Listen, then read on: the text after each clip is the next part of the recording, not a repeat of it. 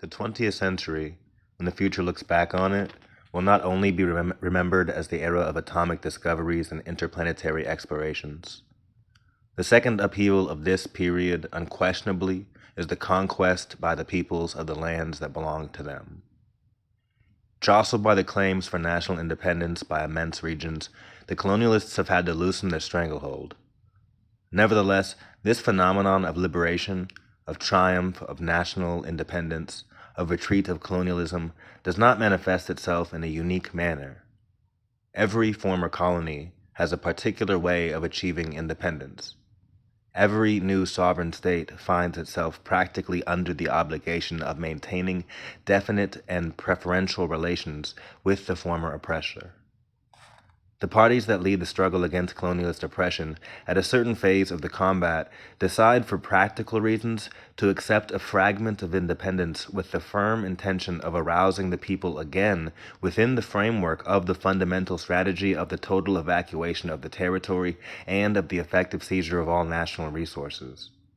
This style, which has taken form on a succession of occasions, is today well known. On the other hand, there is a whole opposite dialectic which, it seems, has not received sufficient attention. A first condition, quote, the rights, unquote, of the former occupant. Some decades ago, the colonialist rulers could indefinitely propound the highly civilizing intentions of their countries. The concessions, the expropriations, the exploitation of the workers, the great wretchedness of the peoples were traditionally conjured away and denied. Afterwards, when the time came to withdraw from the territory, the colonialists were forced to discard their masks.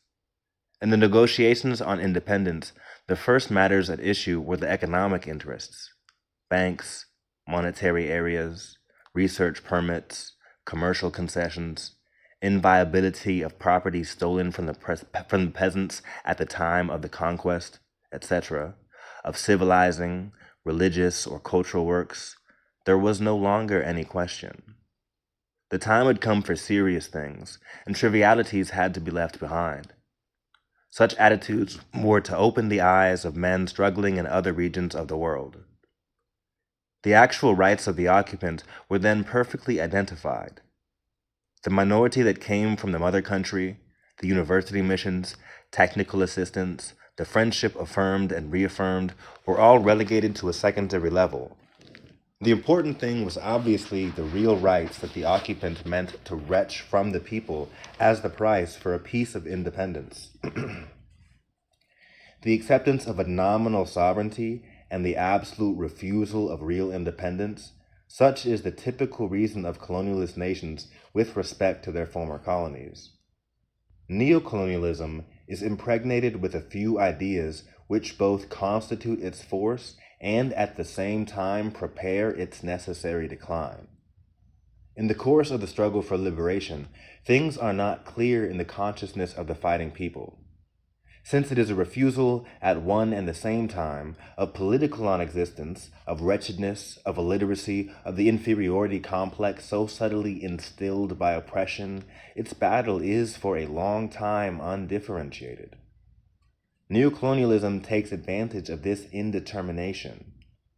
Armed with the revolutionary and spectacular goodwill, it grants the former colony everything. But in so doing, it wrings from it an economic dependence which becomes an aid and assistance program.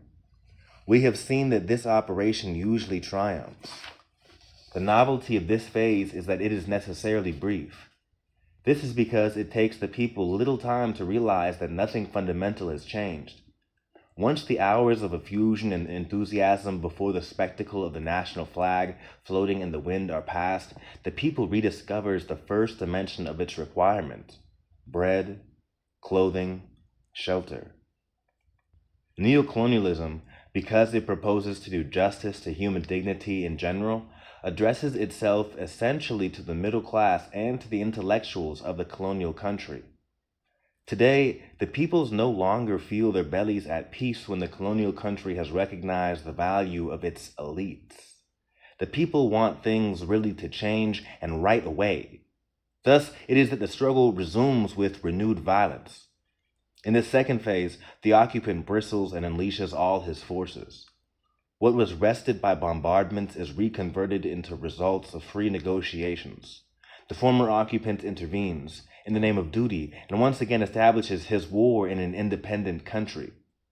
All the former colonies, from Indonesia to Egypt, without forgetting Panama, which have tried to denounce the agreements wrung from them by force, have found themselves obliged to undergo a new war, and sometimes to see their sovereignty again violated and amputated. The notorious, quote, rights of the occupant, the false appeal to a common past, the persistence of a rejuvenated colonial pact, are the permanent basis of an attack directed against national sovereignty. A second obstacle, the zones of influence. The concern to maintain the former colony in the yoke of economic oppression is obviously not sadism. It is not out of wickedness or ill will that such an attitude is adopted. It is because the handling of their national riches by the colonized peoples compromises the economic equilibrium of the former occupant. The reconversion of the colonial economy, the industries engaged in processing raw materials from the underdeveloped territories, the disappearance of the colonial pact, competition with foreign capital constitute a mortal danger for imperialism. For countries like Great Britain and France, there arises the important questions of zones of influence. Unanimous in their decision to stifle the national aspirations of the colonial peoples, these countries wage a gigantic struggle for the seizure of the world markets. The economic battles between France, England, and the United States in the Middle East, in the Far East, and in Africa give the measure of imperialist veracity and bestiality. And it is not an exaggeration to say that these battles are the direct cause of the strategies which still today shake the newly independent states. In exceptional circumstances, the zones of influence of the pound sterling, of the dollar, and of the franc are converted and become, by conjurer's trick, the Western world. Today, in Lebanon and in Iraq, if we are to believe Mr. Malraux, it is Homo Occidentalis who is threatened. The oil of Iraq has removed all prohibitions and made concrete the true problems. We have only to remember the violent interventions in the Western Indian archipelago or in Latin America every time the dictatorships supported by American policy were in danger. The Marines who today are being landed in Beirut are the brothers of those who periodically are sent to reestablish order in Haiti, in Costa Rica, in Panama, in Venezuela. The United States considers that the two Americas constitute a world governed by the Monroe Doctrine, whose application is entrusted to the American forces. The single article of this doctrine stipulates that America belongs to the Americans, in other words, to the State Department. Its outlets having proved insufficient, it was inevitable that America would turn to other regions, namely the Far East, the Middle East, and Africa. There ensured a competition between beasts of prey. Its creations are the Eisenhower Doctrine against England in the Middle East, support for Ngo Dinh Diem against France in Indochina, Economic Aid Commission in Africa announced by the presidential voyage of Mr. Nixon against France, England, and Belgium. Every struggle for national liberation must take zones of influence into account. The Cold War. The competition strategy of Western nations, moreover, enters into the vaster framework of the policy of the two blocs, which for 10 years has held a definite menace of atomic disintegration suspended over the world, and it is surely not purely by chance that the hand or the eye of Moscow is discovered in an almost stereotyped way behind each demand for national independence put forth by a colonial people. This is because any difficulty that is put in the way of the supremacy of the West in any given section of the world is a concrete threat to its economic power, to the range of its military strategic bases, and represents a limiting to its potential. Every challenge to the rights of the West over a colonial country is experienced both as a weakening of the Western world and as a strengthening of the communist world. Today, an island like Cyprus, which has almost no resources of its own, and which has a population of barely 500,000 people, is the object of violent rivalries. Actually, yeah, I think Cyprus is getting bombed right now. The British bases on Cyprus. And even NATO, an organization designed to parry a Soviet invasion, is being endangered by the problem to which the Isle of Cyprus gives rise. But apart from the British bases, I'm pretty sure it's been seized, like it's divided. Like Nicosia is what, Turkey? Turkey? So, yeah, the third block.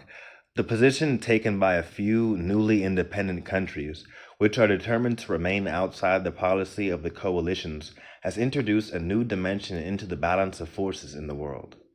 Adopting the so-called policy of positive neutralism, of non-dependence, of non-commitment, of the third force, the underdeveloped countries that are awakening from a long slumber of slavery and of oppression have considered it their duty to remain outside of any warlike involvement in order to devote themselves to the urgent economic tasks, to staving off hunger, to the improvement of man's lot.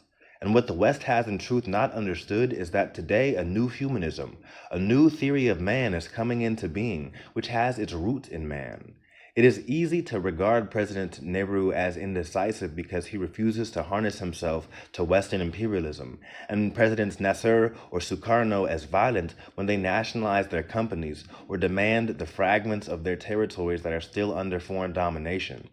What no one sees is that the 350 million Hindus who have known the hunger of British imperialism are now demanding bread, peace, and well-being.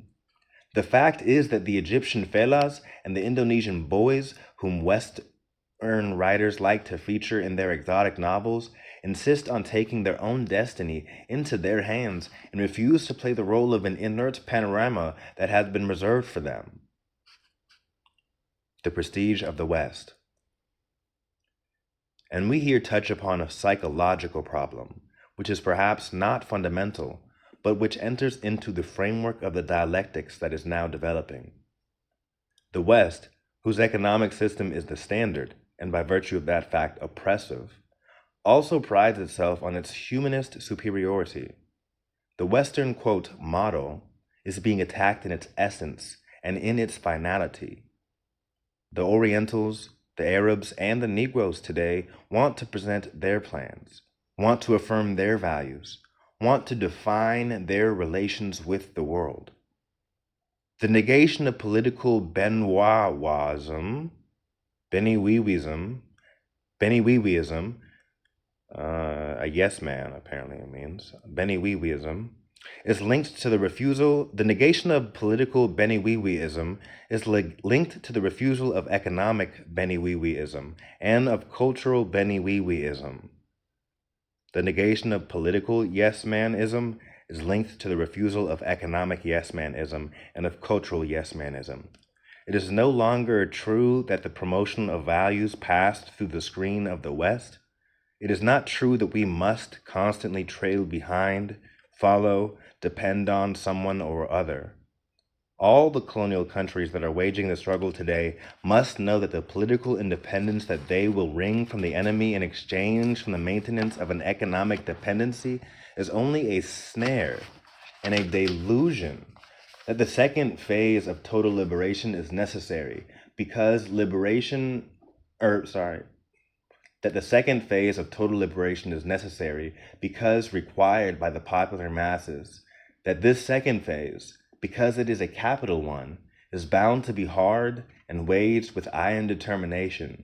That, finally, at that stage, it will be necessary to take the world strategy of coalition into account, for the West simultaneously faces a double problem, the communist danger and the coming into being of a third neutral coalition represented essentially by the underdeveloped countries. The future of every man today has a relation of close dependency on the rest of the universe. That is why the colonial peoples must redouble their vigilance and their vigor. A new humanism can be achieved only at this price. The wolves must no longer find isolated lambs to prey upon. Imperialism must be blocked in all its attempts to strengthen itself. The peoples demand this. The historic process requires it.